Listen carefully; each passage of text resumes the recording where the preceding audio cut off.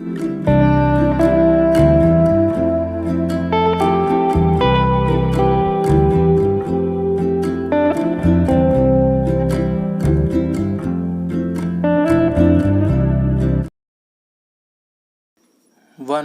2 3 start. महोदय, माननीय सदस्य रोडेशिया को लेकर ठीक ही उत्तेजित हैं। भारत सरकार पृथक हो जाने वाले शासन द्वारा अपने आप को गणराज्य घोषित करने के निर्णय को एकदम गैरकानूनी मानती है। सरकार रंगभेदी शासन के विरुद्ध विश्व समुदाय तथा अफ्रीकी राज्यों द्वारा उठाए गए प्रत्येक कदम को समर्थन देना जारी रखेगी। हमारा दृढ़ विश्वास है कि इस क्षेत्र के लिए किसी भी संविधान में एक बहुजातीय समाज में एक व्यक्ति एक वोट का सिद्धांत सुनिश्चित बनाया जाना चाहिए। हमारा यह भी अभिमत है कि ऐसी विश्वव्यापी कार्रवाई समवेत होकर की जानी चाहिए, जिससे बहुसंख्यक अफ्रीकियों के शासन से पूर्व स्वाधीनता नहीं के सिद्धांत पर आधारित रोडेशिया की स्वतंत्रता की दिशा में प्रभावी कदम उठाए जा सकें। हमारे सामने आज मूल विषय है कि हम किस प्रकार के समाज का निर्माण करना चाहते हैं। प्रश्न सिर्फ यह नहीं है कि प्रति व्यक्ति राष्ट्रीय आय कितनी बढ़ती है, बल्कि यह है कि एक भारतवासी दूसरे के साथ कैसा रिश्ता बनाए रखेगा। क्या वह अपने सभी देशवासियों को समान समझेगा? क्या वह यह विश्वास पनपाएगा कि कुछ लोगों को अन्य लोगों से अधिक अधिकार मिले हुए हैं? अगर मतभेद है जो किसी भी समाज में हो ही सकते हैं, तो उन्हें कैसे दूर किया जाएगा? हिंसा का सहारा लेकर या बातचीत से और समझबूझ के साथ? हमें जो कुछ विशेष मूल्य विरासत में मिले हैं, वे भूतकाल के द्वारा नहीं, बल्कि स्वतंत्रता आंदोलन के दौरान महात्मा गांधी और जवाहरलाल नेहरू के नेतृत्व में हमारे प्रशिक्षण द्वारा मिले हैं। मैं यहाँ यह पूरी तरह स्पष्ट कर दूं कि भारत का जो चित्र हमारे मन में है और हम जिन तरीकों के इस्तेमाल और उनके कार्यान्वयन के लिए कृत संकल्प हैं, वे निश्चय ही वैसे नहीं हैं जैसे विपक्ष के माननीय सदस्यों और उनके दल के हैं। उन्होंने भारतीयकरण का उल्लेख किया। राष्ट्रपति ने अपने अभिभाषण में कहा है कि भारत की समस्याएं अद्वितीय ढंग के भारतीय समाधान की अपेक्षा रखती है, जिसका आधार हमारी जीवन पद्धति, हमारा इतिहास और हमारी परंपराएं हो। इसलिए अगर माननीय सदस्य यह चाहते हैं कि प्रत्येक भारतीय को अपने देश से प्यार हो और वह देशभक्त हो, तो इससे किसी को कोई भी विरोध नहीं हो सकता और मुझे निश्चय ही कोई विरोध नहीं है।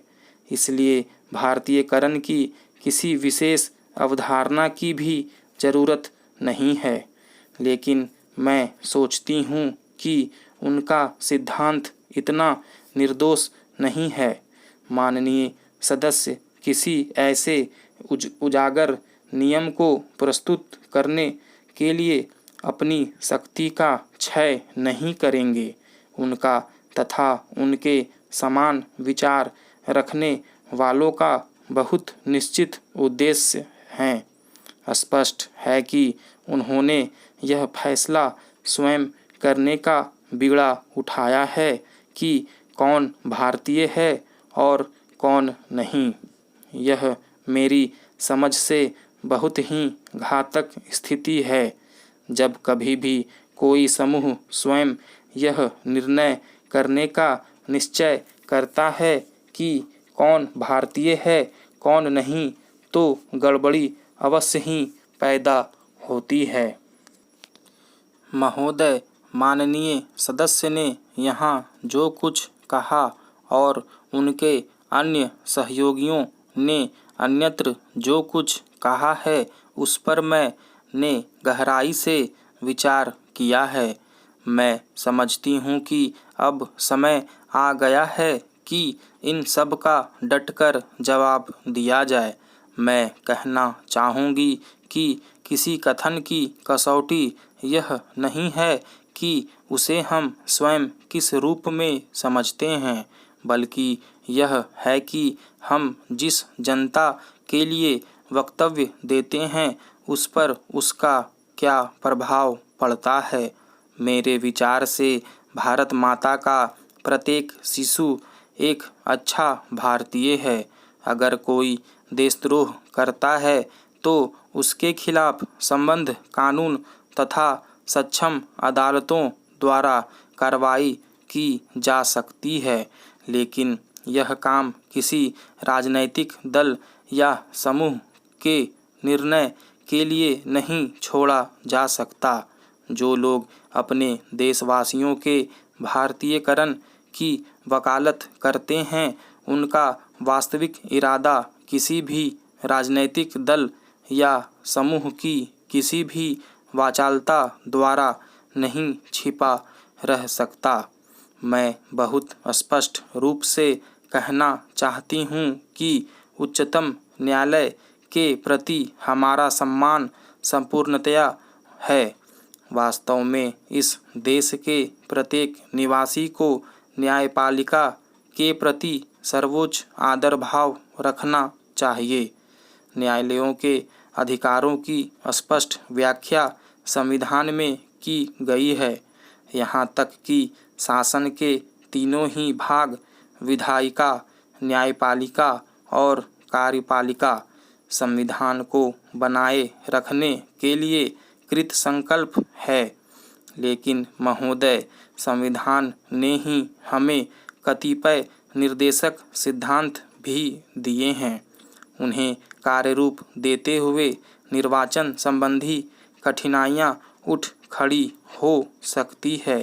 यह कोई नई बात नहीं है। हम पहले भी इस स्थिति से गुजर चुके हैं। भूमि सुधार आदि विषयों से संबद्ध हमारे अनेक विधेयकों को प्रतिकूलताओं का सामना करना पड़ा है और उज्जैन में मैंने इसी बात की चर्चा केवल एक छोटे से वाक्य में की थी। लेकिन जब कभी हमारे किसी अधिनियम को असंवैधानिक घोषित किया गया है, तब हमने संविधान की सीमा में रहते हुए सुधार के उपाय किए हैं, क्योंकि प्रत्येक सजीव संविधान में यह क्षमता निहित होती है कि वह बदलती हुई ज़रूरतों और इतिहास की नई ताकतों का समुचित प्रत्युत्तर देता रहे। जैसा कि मैंने अपने भाषण के आरंभ में कहा, अब पूरे विश्व में और हमारे अपने देश में परिवर्तन की गति पहले से कहीं ज़्यादा तेज है। यह एक ऐसी बात है जिस पर हमारा कोई नियंत्रण नहीं है। अब जो परिवर्तन आ रहे हैं वे प्रौद्योगिक और वैज्ञानिक कारणों से प्रेरित हैं, लेकिन गत वर्ष हमारे लोगों का ऐसा प्रतीत होने लगा कि भारत में परिवर्तन की लहर कुछ दिशाओं में धीमी हो रही है। इसी कारण से बहुतेरे लोगों के मन में अशांति और क्षोभ पैदा हुआ, विशेषतः नौजवान पीढ़ी के अंदर। अब हम फिर ऐसी स्थिति में हैं कि आगे बढ़ सके। ऐसा कुछ नहीं कहा जाना चाहिए जो हमारे लोगों की अग्रगति को रोके, जो उनके मानस में संदेह के बीज बोएं या उन्हें उनके निश्चित मार्ग से विचलित करें। कभी कभी गलतियां भी हो जाती है। स्टॉप।